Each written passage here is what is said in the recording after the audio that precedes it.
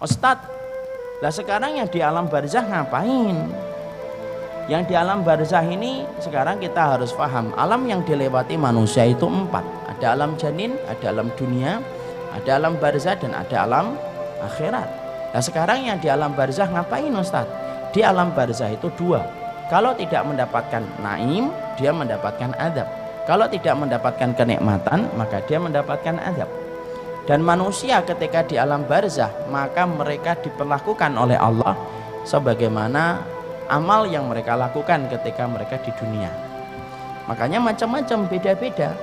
Ada roh yang ditaruh di dalam barzakhnya, dilapangkan antara pandangan dia dengan ke surga. Maka dia melihat surga dan dia menikmati itu setiap waktunya dan setiap saatnya. Itu kenikmatan. Ada roh yang kemudian tergantung antara langit dan bumi. Siapa roh itu?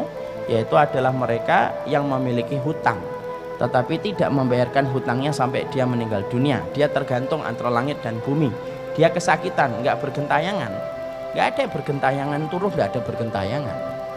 Maka kemudian di alam barzah itu beda-beda. Ada yang mendapatkan kenikmatan, ada yang ditaruh di sungai darah, dia melipir, setiap dia melipir dilempari batu sampai pecah kepalanya. Siapa? Pemakan riba.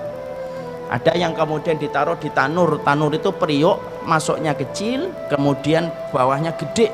Untuk siapa? Mereka para pezina yang tidak bertobat sampai kemudian mereka mati dengan zina yang mereka kerjakan. Dididihkan oleh Allah setiap waktunya.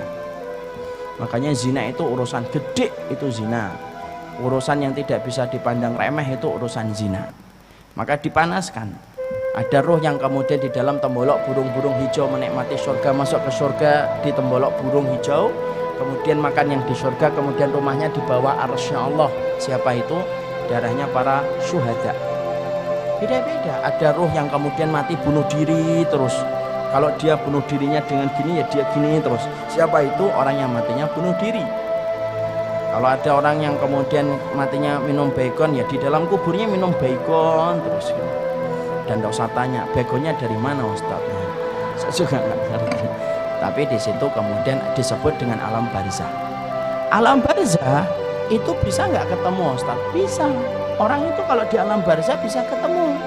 Makanya perhatikan ketika Nabi lemah di atas pangkuan Aisyah radhiyallahu anha, maka Nabi mengatakan ila rafiqil a'la, ke teman-teman saya yang berada di tempat yang tinggi. Siapa itu? Musa, Ibrahim, Harun, Ismail. Makanya Nabi ketika Isra Mi'raj ketemu nggak dengan saudara-saudara beliau? Ketemu Nabi Musa, ketemu Nabi Ibrahim, ketemu Nabi Adam. Berarti dari dalil itu alam barzah itu mempertemukan ruh selama mereka mendapatkan kenikmatan kubur.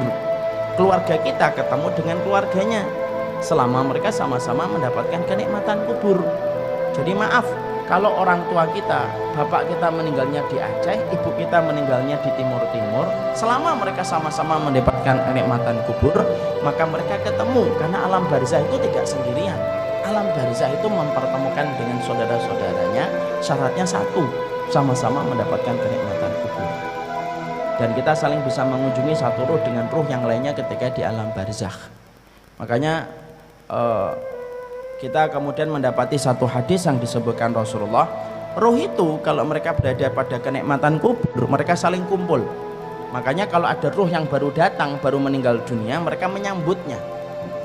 Dan pertanyaan mereka, pertanyaan tentang keluarga-keluarga mereka yang mereka sudah tinggalkan lama ketika terputus kabar dari urusan dunia. Ruh-ruh yang lama itu akan tanya sama ruh yang baru, gimana kabarnya anak saya, gimana kabarnya suami saya, gimana kabarnya keluarga saya. Itu akan ditanyakan kepada ruh yang baru datang. Itu kata Rasulullah, hadisnya sahih. Kadang-kadang mereka bertanya, gimana kabarnya fulan? Maka ruh yang baru datang itu berkata, loh fulan itu sudah meninggal sebelum saya, dia sudah meninggal sebelum saya. Lalu kemudian apakah dia tidak datang ke tempat ini? Baru kemudian dijawab, oh kalau dia tidak datang, kalau meninggalnya sebelum kamu, kok tidak datang kepada kami, fa'idha huwa ilahawiyah, berarti dia pergi ke pangkuan api neraka. Nah disitulah ruh itu ketemu. Dan ruh kemudian mereka bertanya kepada ruh yang baru.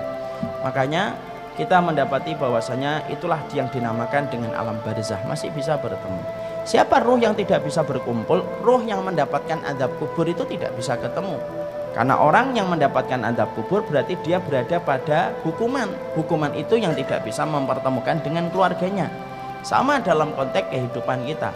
Kalau ada yang di Cipinang penjara, dia tidak bisa ketemu saudaranya, tidak bisa ketemu dengan keluarganya. Sama sebagaimana itulah kita kemudian mendapati di dalam ruh itu semacam itu.